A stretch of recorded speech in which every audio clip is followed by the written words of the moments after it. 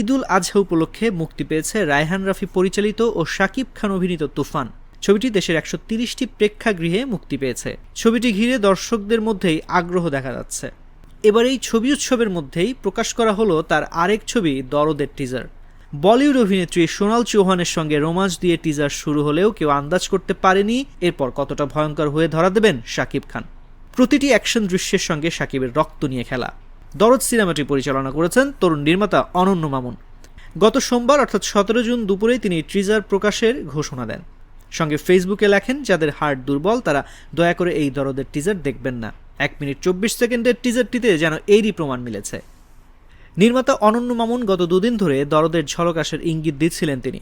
গতকাল ফেসবুকে লিখেছিলেন, থামবে ঝড়, আসবে বৃষ্টি, দরদি হবে নতুন ইতিহাসের সৃষ্টি। টিজারটি প্রকাশ্যে আসার পর থেকেই নেটিজেনদের প্রশংসা কুড়োচ্ছে। আপাতত তৃপ্তির ঢেকুর তোলে অনন্য মামুন বলতে পারেন, আমি তাহলে জিতেই গেলাম।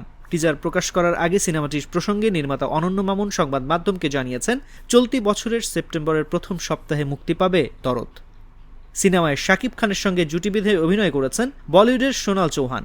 সিনেমাটির শুটিং হয়েছে ভারতের বারাণসী ও এলাহাবাদে।